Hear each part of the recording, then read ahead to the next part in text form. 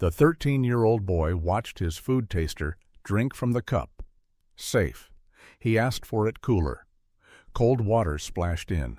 The liquid touched his lips, and within seconds, according to the eyewitness seated at that table, he lost both voice and breath. His eyes went wide. No sound came out. February 11th, 55 AD, one day before his 14th birthday.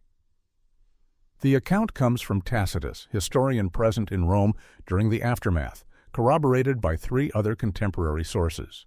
But here's what they don't tell you in history class. This wasn't a failure of the food tasting system. This was the system working exactly as designed.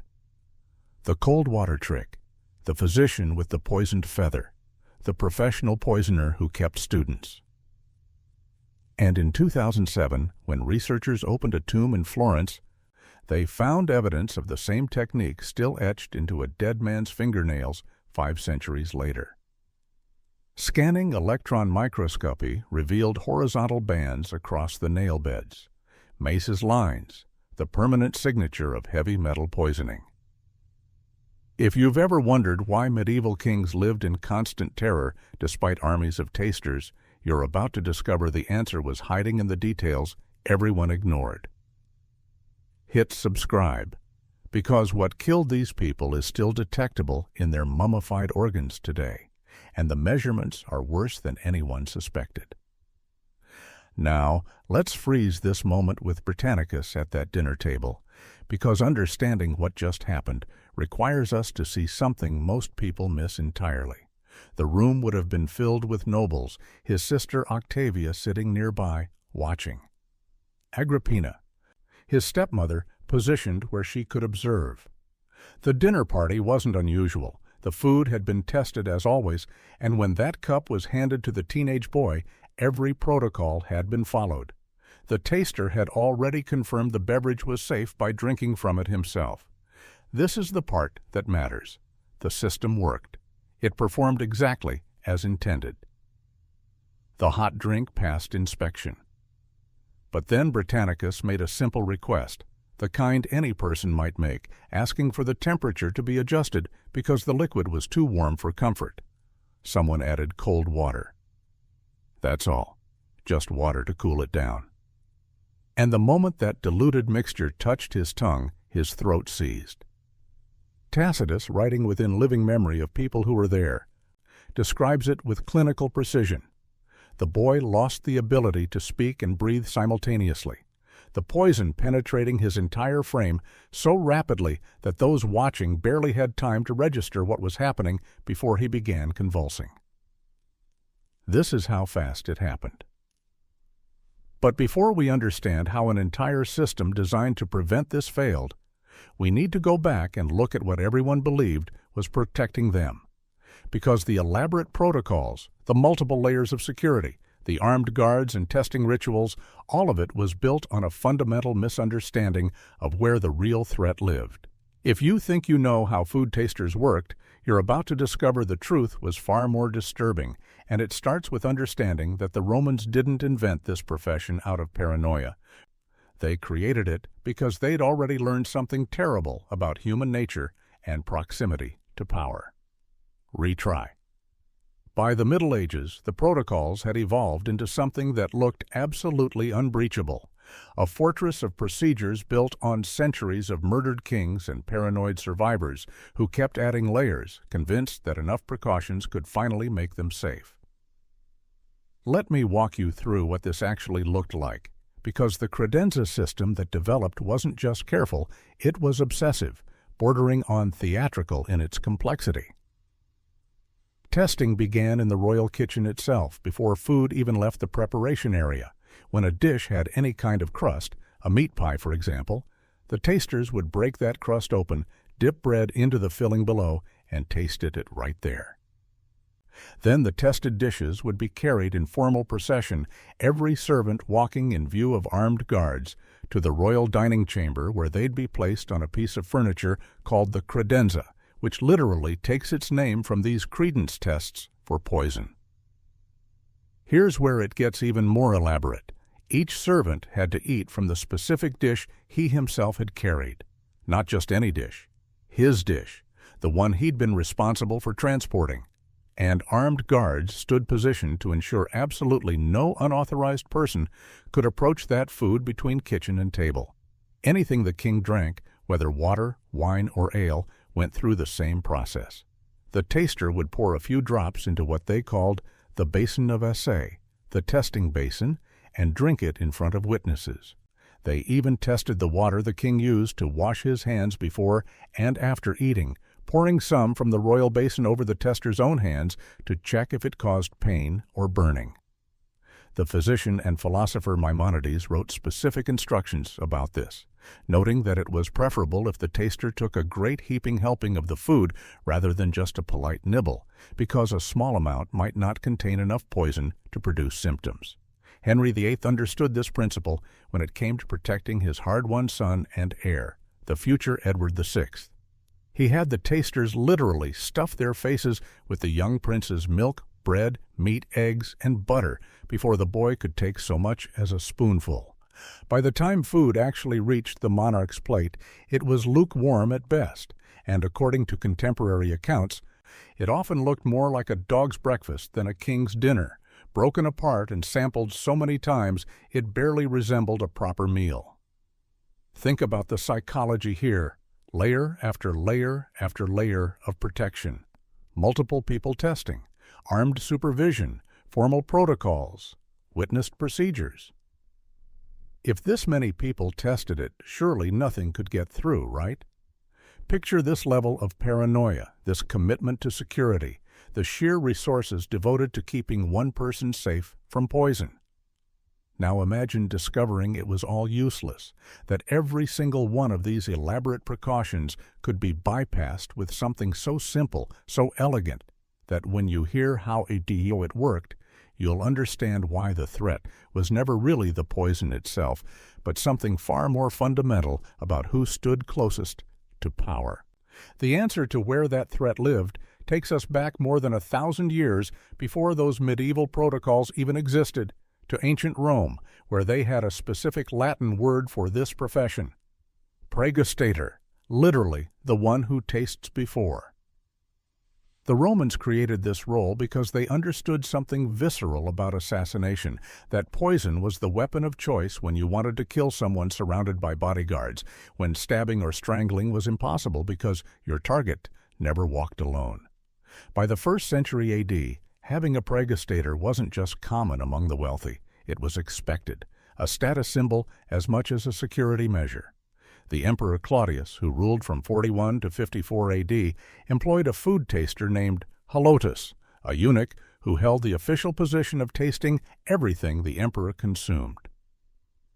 Now Claudius is an interesting figure because by most historical accounts, he was actually a competent ruler, unlike some of the absolute disasters who came before and after him. He wasn't known for excessive cruelty or madness. He was, relatively speaking, one of the reasonable ones. Which makes what happened on October 12, 54 A.D. even more significant, because this wasn't about an obviously terrible emperor getting what everyone thought he deserved. On that date, Claudius attended a banquet, a formal dinner with multiple witnesses present. The food served included mushrooms, which matters because every source tells us these were among Claudius's favorite foods. This detail appears repeatedly in the accounts, the kind of specific information that suggests the sources had access to people who actually knew the emperor's preferences.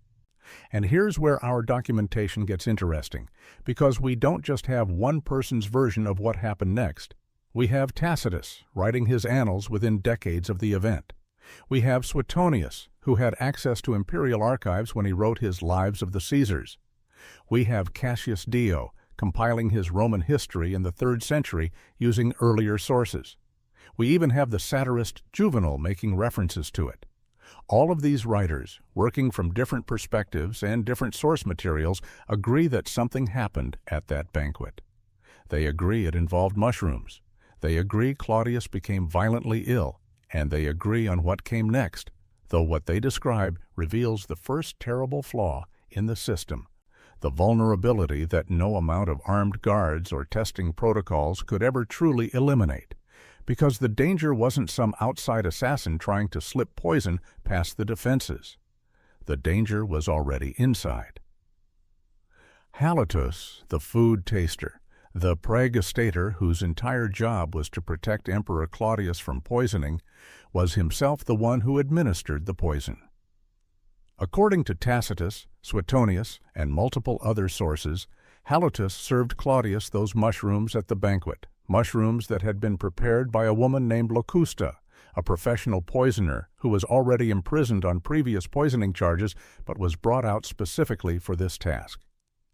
The plot was orchestrated by Claudius's wife Agrippina, who wanted her son Nero on the throne instead of Claudius's biological son Britannicus, but the mechanism of delivery, that's what matters here, because it required the person closest to the emperor, the one he trusted to keep him safe, to be the instrument of his death.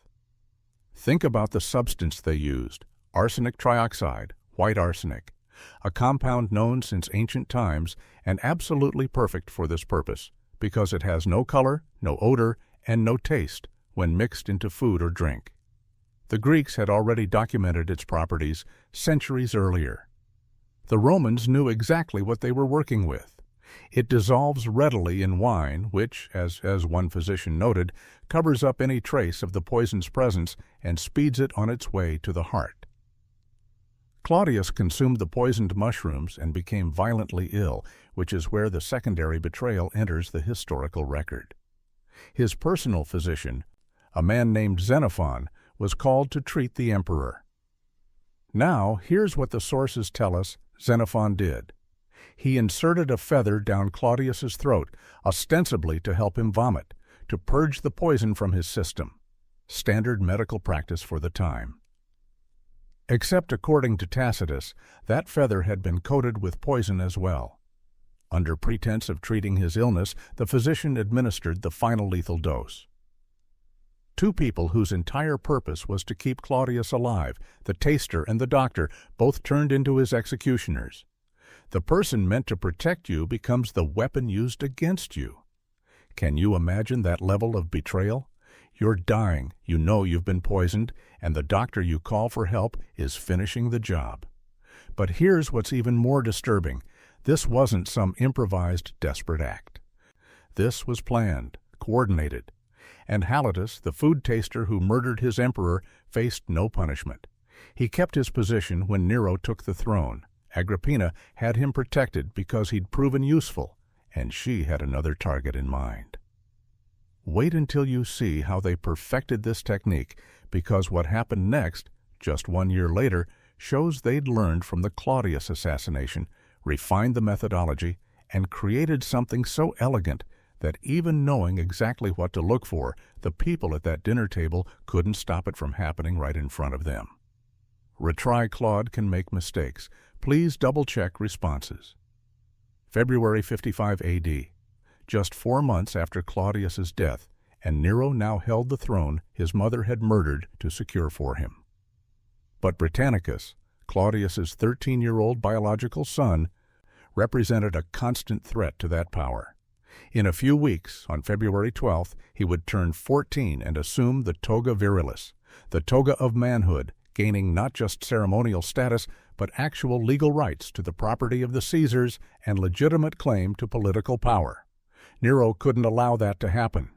He turned to the same poisoner his mother had used, Locusta, who was still imprisoned but available for imperial use. According to Tacitus, Nero ordered her to prepare a poison to kill Britannicus as quickly as possible. She mixed something, delivered it, and it failed.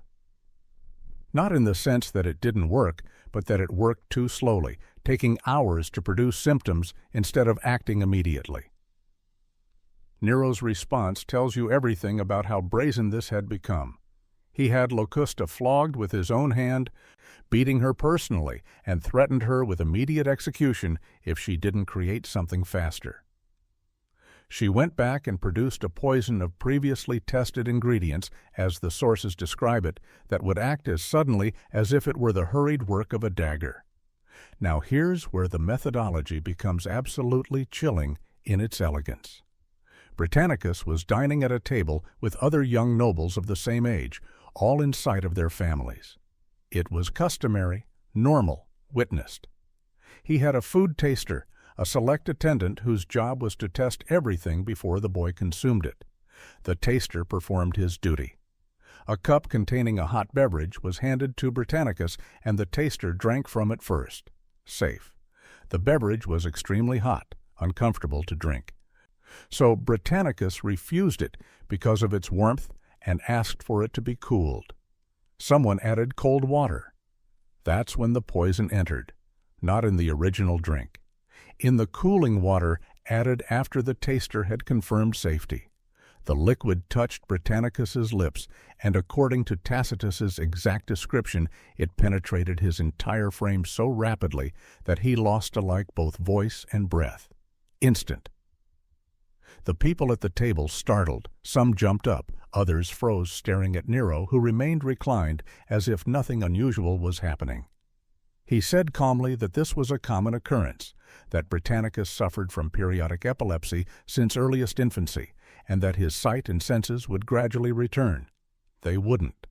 The boy died that night, somewhere between December 54 and February 11, 55 A.D., one day before his 14th birthday, before he could assume manhood and become a legal threat. His funeral happened the same night as his death, preparations having already been made, and he was buried during violent storms that people interpreted as divine anger over the crime. But here's what you need to understand. This wasn't just murder. This was the perfection of a technique, a methodology that could be replicated, taught, refined. And Nero made sure it would be, because what he did with the Locusta after this successful assassination reveals just how organized and deliberate this entire operation had become. After Britannicus died, Nero rewarded Locusta in ways that formalize what had been happening in the shadows and turn it into something resembling official state policy. She received a full pardon for all her previous crimes, crimes that had landed her in prison under sentence of death for poisoning. She was given large country estates, actual property and wealth, compensation for services rendered to the emperor. And then Nero did something that transforms this from isolated murder into infrastructure. He sent her pupils, students who would learn her craft, turning the art of poisoning into something that could be taught, studied, perfected across generations. We're talking about an imperial poisoning program sanctioned at the highest levels of government.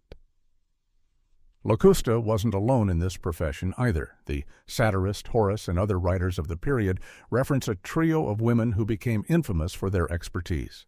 Locusta, who we've already met, working directly for emperors. Martina, whose name appears in connection with multiple political assassinations. And Canidia, described as a professional poisoner whose services were apparently available for hire. These weren't random criminals. They were specialists, experts in their field, and their existence was so well known that writers referenced them casually, the way you might mention any other profession. The historical sources describe Locusta as having been condemned to death multiple times, but repeatedly saved, because leaders of state needed her for their murderous practices. She was kept alive, imprisoned but accessible, a tool of statecraft. After she successfully killed Britannicus with that fast-acting poison, she apparently took on those students Nero sent her and continued her work, creating poisons for various purposes, testing them on animals and condemned prisoners according to some accounts, refining formulas and techniques. But here's the detail that shows you how deeply this paranoia ran, how the system fed on itself. Before Nero fled Rome in 68 AD, facing his own downfall, he went to Locusta and acquired poison for his own use. He kept it in a golden box. The emperor, who had employed the most successful poisoner in Roman history, who had used her services to murder his stepbrother, who had given her estates and students and legitimized her craft, was terrified enough of his own fate that he needed her fastest-acting poison ready for himself. Think about what that means. The man at the absolute pinnacle of power, surrounded by guards and tasters and every possible protection, kept poison in a golden box because he understood what he'd helped create. He knew that the protocols couldn't protect him, that the tasters couldn't save him, because he'd personally demonstrated how easily the entire system could be turned against its intended beneficiary. Even emperors feared their own protection apparatus, and with good reason, because when Nero's successor Galba took power in 69 AD, one of his first acts was to have Locusta executed, led through the streets in chains along with other favorites of Nero's court, and put to death publicly. Not because she'd committed new crimes, but because she knew too much, had become too dangerous, represented too clear an example of how power and poison had become intertwined at the highest levels of Roman society. Centuries pass between Locusta's execution and the medieval courts of Europe, but instead of learning from Rome's failures, instead of recognizing that the vulnerability was structural and unfixable, the nobles and kings of the Middle Ages responded by making everything more elaborate, more complex, adding procedure upon procedure, as if enough layers of security could somehow patch the hole that Halotus and the cold water trick had revealed. We've already touched on some of these protocols, but now you need to see them in full context, understanding that every single one of these additions was a response to terror, an attempt to solve a problem that couldn't be solved through procedure alone. The credenza system we mentioned wasn't just about having a special table for tested food, it was an entire choreographed performance. When servants prepared dishes with any kind of crust, meat pies being the most common, tasters would break that crust open right there in the kitchen, dip bread into the contents beneath, and taste it before the dish could leave the preparation area. This wasn't a small sample either, because medieval physicians like Maimonides had figured out that poison might be unevenly distributed, concentrated in one portion of a dish, while other parts remained safe. Maimonides wrote explicit instructions on this.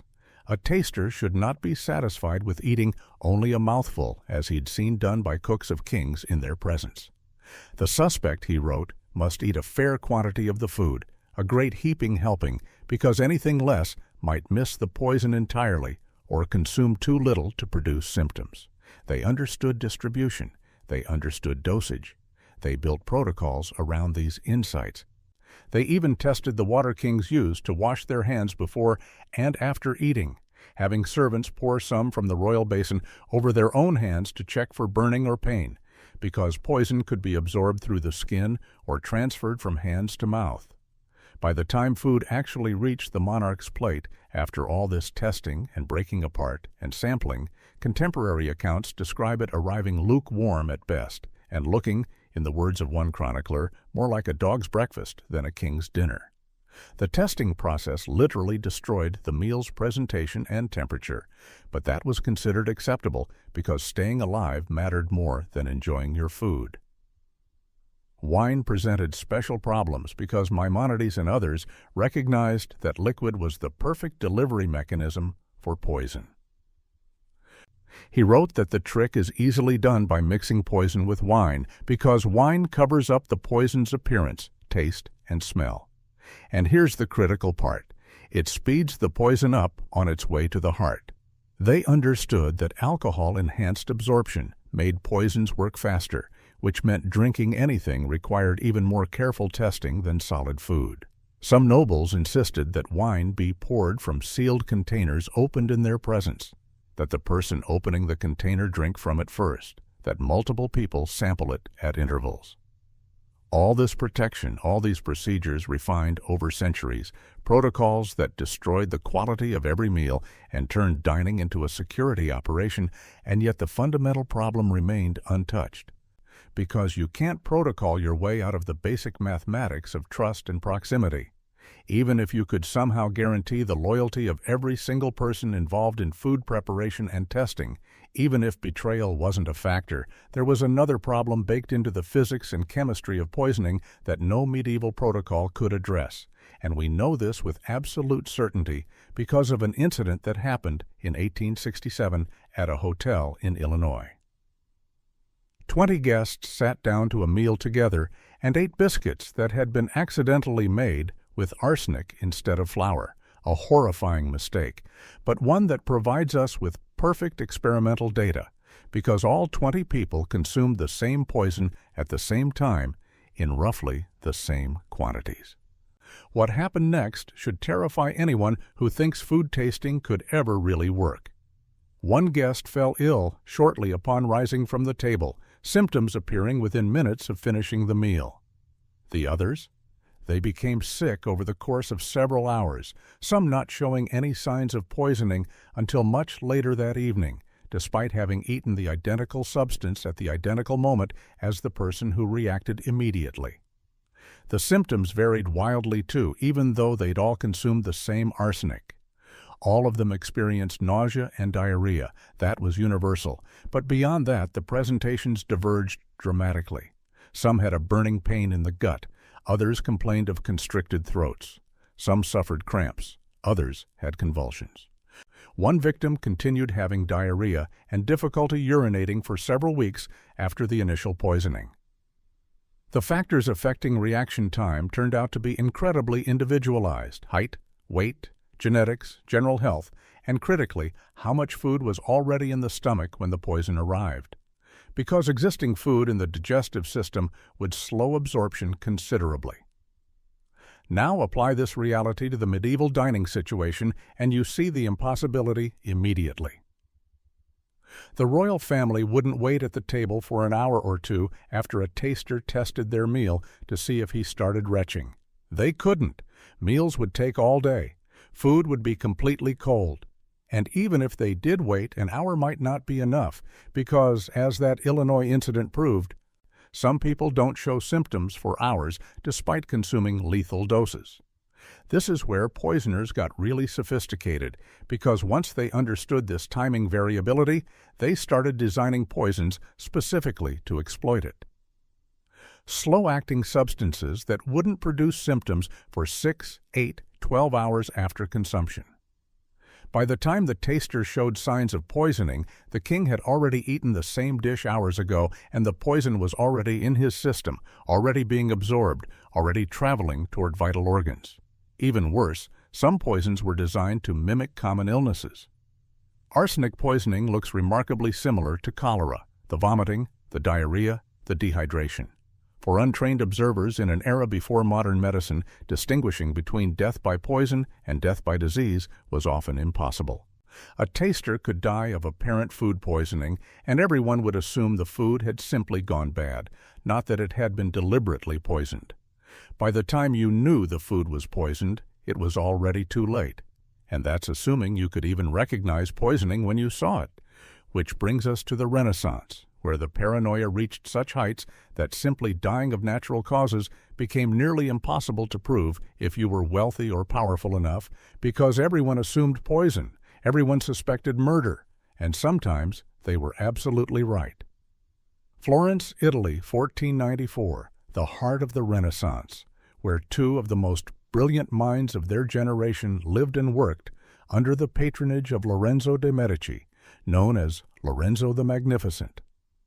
Giovanni Pico della Mirandola was a philosopher, famous for his oration on the dignity of man, later dubbed the Manifesto of the Renaissance, a work that proposed humans were the only beings to whom God had assigned no fixed place in the chain of existence, meaning we could ascend through exercise of our intellectual capacity. By age 20, he'd mastered 6 languages. He could recite Dante's Divine Comedy backwards, line by line, from memory. Angelo Poliziano was a poet, equally renowned, equally connected to the same circles of power and patronage. Both men were in their early 30s, in the prime of their intellectual lives, when they fell ill within months of each other. The symptoms they experienced were remarkably similar according to the contemporary accounts that survived. Violent fevers that came on suddenly, delirium that made them incoherent, hallucinations that terrified witnesses. Pico died first on November 17, 1494. Poliziano followed 2 months later. At the time, their deaths sparked immediate speculation throughout the cultured world of Renaissance Italy. Some whispered about Pico's secretary, who allegedly confessed 2 years later, after being arrested by the Dominican friar Savonarola, that he'd poisoned his master. Others pointed fingers at Piero de' Medici, Lorenzo's son, suggesting he'd ordered the killing because Pico had grown too close to Savonarola, who was one of Piero's enemies. Still others claimed both men had died of syphilis, that the fevers and delirium were simply the final stages of that disease ravaging their bodies. For 5 centuries it remained speculation. The historical sources contradicted each other. The motives were plausible but unprovable. The symptoms could match several different causes of death. Some scholars argued for natural causes. Others insisted on murder. There was no way to know with certainty because the evidence, if it had ever existed, was long gone, buried with the bodies, decomposed into nothing, until 2007 when researchers received permission to open their tomb in the Church of San Marco in Florence. Professor Giorgio Gruppioni from the University of Bologna led a multidisciplinary team, anthropologists and toxicologists and historians working together, and when they lifted the lid on that centuries-old burial site, they found something unexpected. The bodies had partially mummified. Tissue remained. Bone was intact. And most critically for what they were about to discover, some of the internal organs had been preserved well enough to test. What they found would prove a 500-year-old murder. The evidence? Still in his fingernails, etched into the keratin like a signature that no amount of time could erase, waiting for technology that wouldn't exist for half a millennium to finally read what had been written there in the final weeks of his life. The team began with anthropological analysis to confirm they had the right remains, using radiocarbon dating and ancient DNA testing to verify these were actually Pico della Mirandola and Angelo Poliziano, because you can't make claims about a famous historical murder if you're not certain whose body you're examining. Once identification was confirmed, they moved to the toxicological work, taking samples from the mummified tissues and bone that had survived 5 centuries in that tomb. The heavy metals analysis revealed something immediately striking. Pico's remains contained arsenic levels almost twice the amount considered normal in the population of the Renaissance period, concentrations that the researchers described as compatible with a form of acute arsenic exposure. But the measurement alone, while suggestive, wasn't the most compelling evidence. That came when they examined his fingernails using scanning electron microscopy and optical microscopy, looking at the keratin structure at magnifications that revealed microscopic details invisible to the naked eye. What they saw were bands of discoloration running horizontally across the nail beds, transverse lines of altered coloration that had a specific name in forensic pathology, Mies lines, also called true leukonychia, one of the hallmark signs of heavy metal poisoning. Here's what Mace's lines are and why they matter so profoundly. When your body is exposed to toxic levels of heavy metals like arsenic, the poison disrupts the normal production of keratin in your nails and hair. This disruption creates visible bands, horizontal lines that form during the period of acute poisoning and then grow out with the nail over subsequent weeks. They're permanent in the sense that once they form, they remain visible in that section of the nail until it grows out completely, or in the case of a corpse, until the nail itself degrades. In Pico's case, the evidence was literally etched into his body, a permanent record of poisoning that survived 500 years because the mummification process preserved the fingernails well enough that modern technology could read what had been written there. The team found something else in Pico's remains that adds another layer to this story. Mercury, present in the tissues but not at toxic levels, instead at concentrations consistent with what researchers had found in other medieval and Renaissance individuals who were under medical treatment. Mercury was commonly prescribed for syphilis and various other ailments during this period. Arsenic compounds were also used medicinally, though the therapeutic applications mostly came later. What this suggests is absolutely chilling when you think about the implications. Poison administered under the guise of medical treatment. A physician telling his patient that these substances would cure his fever, would address his symptoms, would make him well, while actually delivering lethal doses designed to look like failed attempts at healing. Poliziano's remains were in poorer condition, more degraded, which made his results harder to interpret definitively. The arsenic found in his body was high compared to average levels in human bones, but the researchers couldn't conclusively determine whether it represented acute poisoning or chronic environmental exposure, the kind of background accumulation that could happen from living in areas where arsenic was naturally present in groundwater or from medical treatments over time. But Pico's evidence was unambiguous, and it established something crucial. The speculation wasn't just Renaissance paranoia. The murder accusations weren't just political gossip, and what happened in 1494 was part of a pattern that stretched from ancient Rome through the medieval period into the Renaissance, a pattern that forensic science was only beginning to uncover by opening graves and testing what remained. July 18, 1329, and Cangrande della Scala made his triumphant entrance into the city of Treviso in northern Italy, the culmination of years of military campaigns that had made him the most powerful ruler in the Veneto region. He controlled Verona, Vicenza, Padua, and now Treviso, cities that gave him a grip on trade routes and political influence that made neighboring powers deeply nervous. He was 38 years old at the absolute peak of his abilities, a successful warrior who'd also become the leading patron of the poet Dante Alighieri, a true Renaissance figure before the Renaissance even had that name. 4 days later, on July 22nd, he was dead. The contemporary chronicles say he became seriously ill from vomiting and diarrhea after drinking from a polluted spring, that he'd contracted some kind of waterborne illness that hit him suddenly and killed him within days. For nearly 7 centuries, that was the official story, though rumors of poisoning circulated immediately because the death was so convenient for so many of his rivals, the timing so suspicious, the symptoms so violent. In February 2004, researchers received permission to open Cangrande's tomb in the Church of Santa Maria Antiqua in Verona, and what they found was exceptional from a forensic standpoint. The body had naturally mummified inside its stone sarcophagus, the environment creating conditions that preserved not just bones but tissue, organs, even the contents of his digestive system. Gino Fornaciari from the University of Pisa led the multidisciplinary team that performed what amounted to a modern autopsy on a 700-year-old mummy. And here's where the details get graphic in ways that are going to seem almost unbelievable. They cut a circular opening in the abdomen from sternum to pubis, accessing the collapsed organs inside the thoracic and abdominal cavities. The liver was still recognizable, preserved well enough to sample. And in the rectal ampulla, the final section of the large intestine, they found preserved fecal matter, the literal contents of Cangrande's bowels from his final meal or meals before death.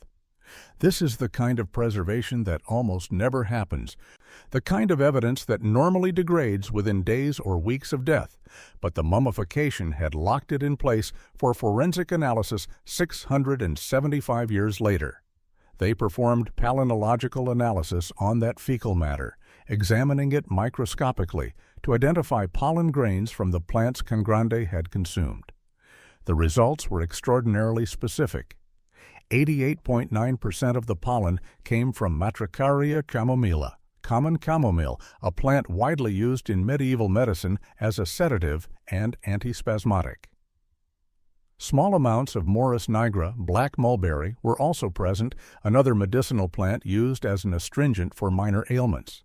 And 11.1% of the pollen came from digitalis, the foxglove family, which in the Middle Ages was considered purely poisonous, not medicinal at all. Then they ran toxicological analysis on the liver samples and the preserved fecal matter, testing for the chemical compounds that digitalis plants produce. And they found toxic concentrations of digoxin and digitoxin, 2 cardiac glycosides that are lethal at high doses. The levels they detected had degraded over 7 centuries, meaning Cangrande's actual exposure at the time of death would have been even higher than what remained detectable. Now, Let's talk about what foxglove poisoning does to a human body, because the symptoms match the historical accounts with disturbing precision. Digitalis affects the heart directly, but the first symptoms aren't cardiac, they're gastrointestinal: severe nausea, violent vomiting, diarrhea, abdominal pain. Exactly what the chronicles describe Cangrande experiencing. As the poison continues working, it causes visual disturbances, confusion, hallucinations, and eventually fatal changes in heart rhythm. The chamomile and black mulberry found alongside the foxglove suggest this wasn't accidental ingestion of a poisonous plant. These were medicinal herbs, the kind a physician would prepare as treatment for illness, and the most probable scenario is that Cangrande was given an infusion or decoction of all three plants together.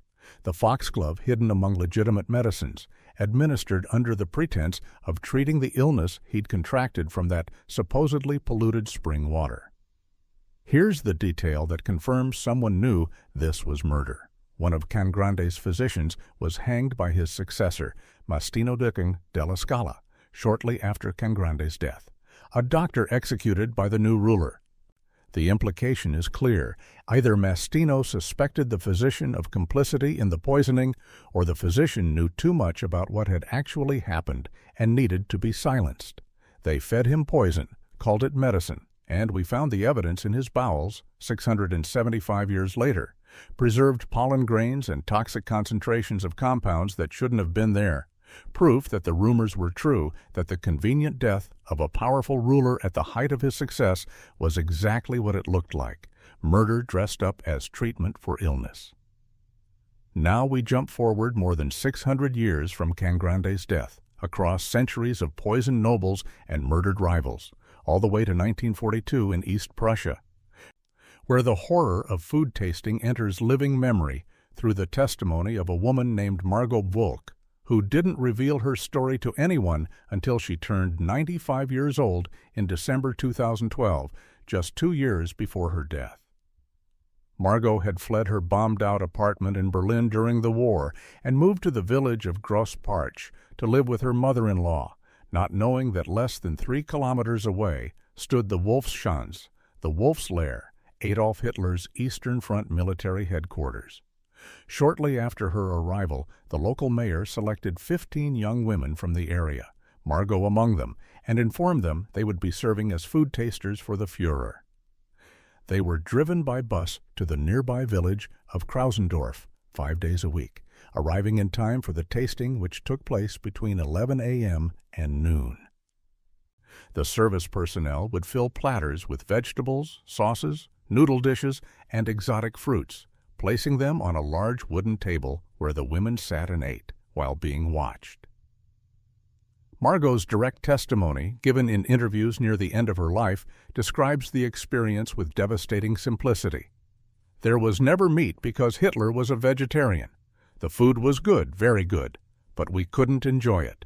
The reason they couldn't enjoy it was because after eating, they had to remain seated at that table for 1 full hour, waiting to see if anyone would show symptoms of poisoning, watching each other for signs of distress, every minute stretching out as they wondered if this meal would be the one, if the next cramp or wave of nausea was the beginning of the end. And when that hour finally passed and no one had died, when they were released and knew they'd survived another day, Margot described what happened next in terms that reveal the psychological destruction this caused.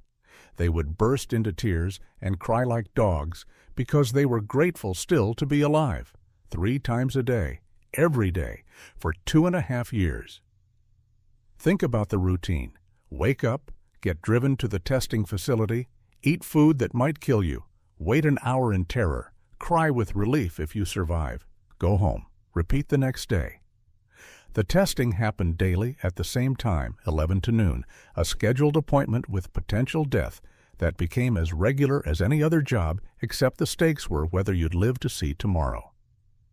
On July 20th, 1944, everything got worse. Colonel Klaus von Stauffenberg's attempted assassination of Hitler at the Wolf's Lair failed. The bomb he planted in the conference room wounded several people, but Hitler survived, and in the immediate aftermath, Security around the compound tightened to the point of suffocation.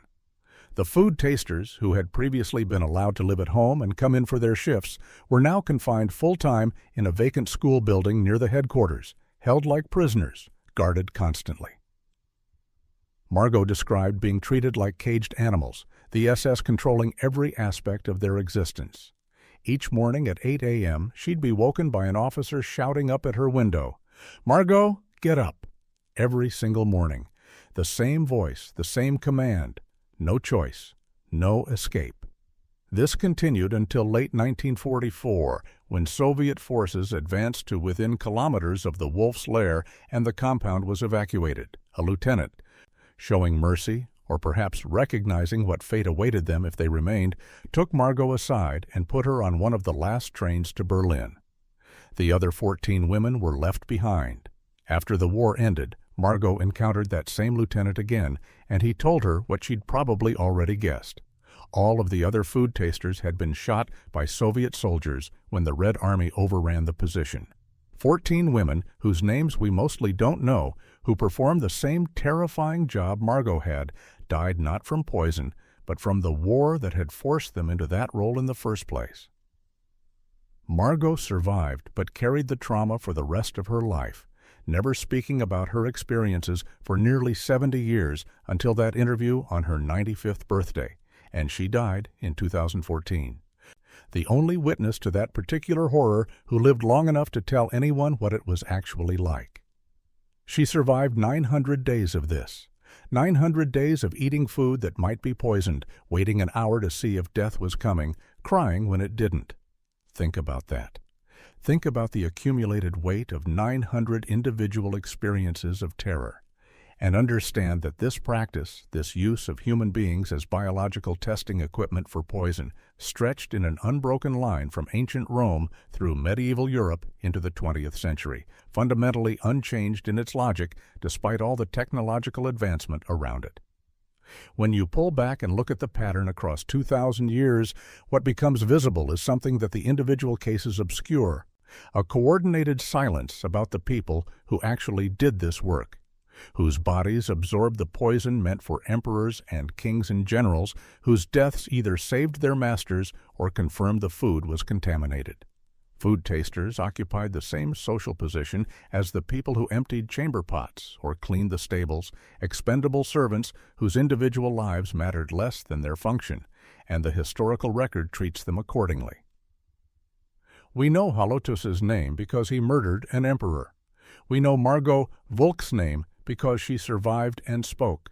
But the vast majority of people who performed this role across centuries died anonymously, their names never recorded, their deaths noted only if they happened to save someone important or if their failure to detect poison resulted in a notable assassination. Think about what that means for our understanding of how common this practice actually was. The earliest recorded incident of mass poisoning in Rome happened in the 4th century BC during a severe epidemic, and what the sources describe is a group of women accused of concerted poisoning and executed for it. Modern historians analyzing these accounts suggest that many, probably most, of those condemned were innocent, scapegoated during a time when superstition was rampant and people needed someone to blame for the disease killing their families. How many people died in those purges? We don't know. Their names are gone. Between 1328 and 1759, over 4 centuries of Florentine history, the city's records document exactly 6 death penalties for poisoning, and in only one of those cases did the condemned person kill more than one victim. 6 cases in 400 years. Meanwhile, the legends speak of wholesale murder, of the Borgias poisoning dozens, of Venice and Milan and Florence running with poison, of every noble death being suspicious. The gap between documentation and legend is enormous, and part of that gap exists because successful poisonings often looked like natural death. But another part exists because the people who would have been the primary victims, the tasters themselves, didn't rate historical preservation. Until 1836, there was no reliable way to detect arsenic in a corpse. Before James Marsh developed his test, poisoners operated with near impunity because proof was impossible. The French even had a nickname for arsenic, poudre de succession, inheritance powder, because it was the weapon of choice for people who wanted to speed up their claim to an estate or title. After the Marsh test became widely known and used in criminal trials, particularly following the famous Lafarge case in 1840, where it was first used as evidence, the incidence of deliberate arsenic poisoning dropped dramatically because the fear of discovery became real.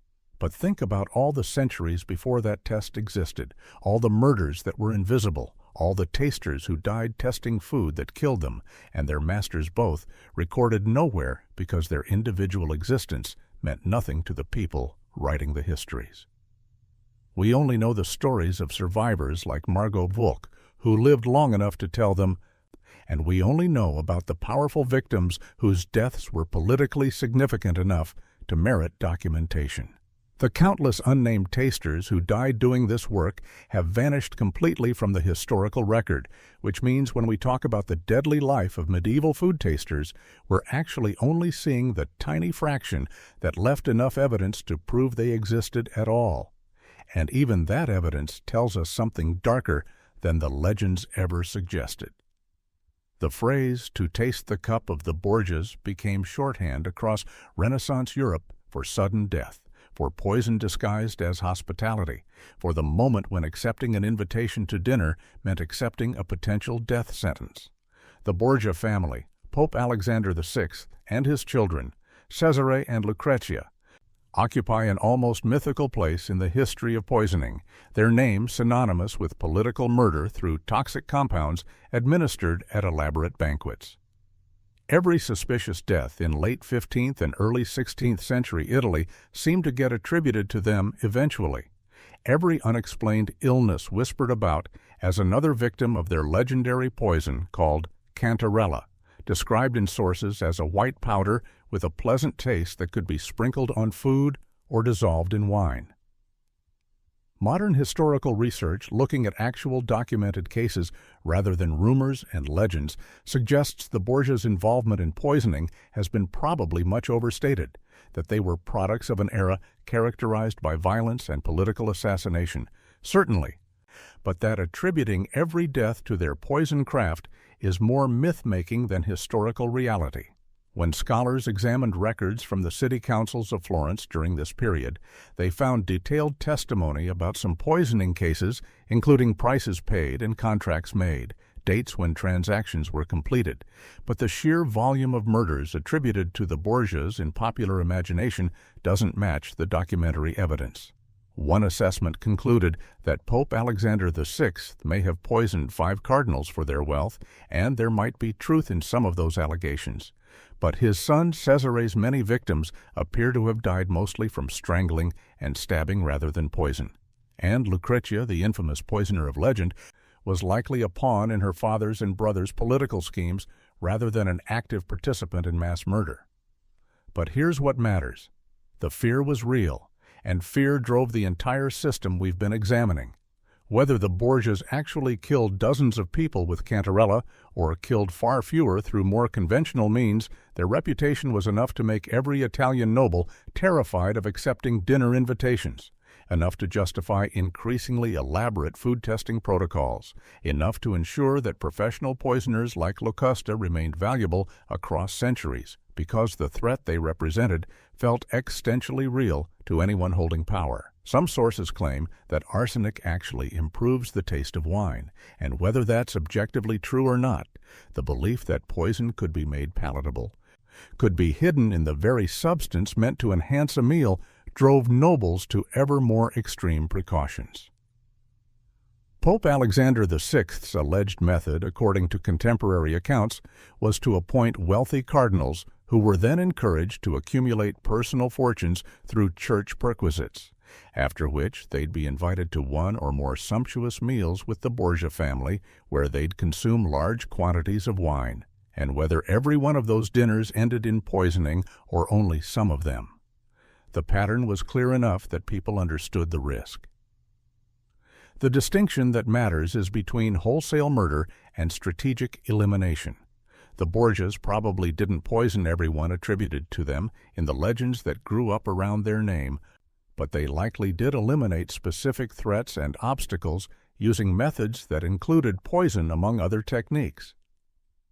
Gescheiß, and the exaggeration of their activities in popular imagination speaks to how terrifying the actual practice must have been for those living through it. Modern research can show that Florence only executed 6 people for poisoning across 4 centuries, that the Borgias' prowess with poison was overstated, that many deaths attributed to political poisoning were probably natural causes or different forms of murder entirely. But that same modern research, when it exhumes bodies like Pico della Mirandolas and finds arsenic levels almost twice the normal Renaissance population, proves that some of those whispered accusations were absolutely true. The lesson here is that legend obscures reality, but sometimes points directly at truth, that the gap between myth and documentation doesn't mean the core fear was unfounded, only that separating actual poisoning from rumor requires forensic evidence that didn't exist until recently. And when we finally get that evidence by opening tombs and testing mummified tissue, we discover that the reality, though probably less widespread than the legend suggested, was real enough and documented enough in the physical remains of victims that the terror those people felt looking at their food tasters wasn't paranoia, but reasonable response to genuine threat. Return to Britannicus for a moment, that 13-year-old boy at the dinner table on February 11, 55 AD, one day before his 14th birthday, one day before he would have assumed the toga of manhood and gained legal claim to power that threatened his stepbrother's throne. The cold water trick that killed him was so simple, so elegant, so completely unstoppable that no amount of protocol or testing could have prevented it. And that simplicity is what haunts me most about this entire history. Because across 2,000 years, from ancient Rome through medieval Europe into the 20th century, the fundamental pattern never changed. Those closest to you, the people whose entire purpose was to keep you safe, became the weapons used against you. Your food taster administered the poison. Your physician finished the job with a poisoned feather. The medicine meant to cure you delivered lethal doses of foxglove disguised as treatment. The food meant to nourish you became the delivery mechanism for your death. Every elaborate protocol, every layer of security, every innovation in testing procedure failed to address the core problem because the threat didn't come from outside the system, it came from inside, from the people you had to trust. Because power requires proximity, and proximity requires trust, and trust creates vulnerability that cannot be eliminated through procedure. Modern forensic science, opening tombs centuries after the murders occurred, proves what the legends whispered, finding evidence etched into fingernails as mace's lines from heavy metal poisoning, detecting toxic concentrations in liver samples from mummified organs, analyzing pollen grains in preserved fecal matter to reconstruct final meals that contained flowers meant to kill. These weren't random killings or crimes of passion. They were calculated eliminations driven by inheritance and succession and the mathematics of power, each death creating an opportunity for someone else to ascend, each poisoning justified in the mind of the conspirator as necessary for the greater good or personal survival or dynastic continuation. The system couldn't work because the threat came from inside, and everyone involved knew it, which is why even emperors like Nero kept Locusta's fastest poison in a golden box for his own use. Why medieval kings lived in constant terror despite armies of tasters. Why Margot Volk and 14 other young women spent 2.5 years crying like dogs after every meal because they were grateful to still be alive. The psychological torture never ending even when the physical threat passed for another day. The next time someone tells you about the good old days of royal courts, the romance of medieval castles, the glory of Renaissance Italy, or imperial Rome, remember this. The price of power was measured in unnamed bodies, food tasters whose deaths weren't recorded because their lives didn't matter enough to preserve, physicians who became executioners under orders from the people they served, and evidence etched into fingernails that we can still read 500 years later, because poison leaves signatures that time cannot erase. The poison wasn't just in the food, it was in the system itself, in the structure of power that required some people to risk death so others could eat safely, in the proximity that made betrayal not just possible, but inevitable, in the trust that had to exist despite everyone knowing that trust was the vulnerability being exploited. This is the history they don't teach, the forensic evidence buried in academic journals and exhumation reports that reconstructs how power actually functioned when the consequences of holding it included wondering whether every meal might be your last. If you want more stories like this, evidence-based investigations into the darkest corners of history where modern science proves what legend only whispered, subscribe now, because next week we're opening another tomb, and what they found changes everything we thought we knew about how one of history's most powerful families actually died. Retry, Claude can make mistakes. Please double-check responses.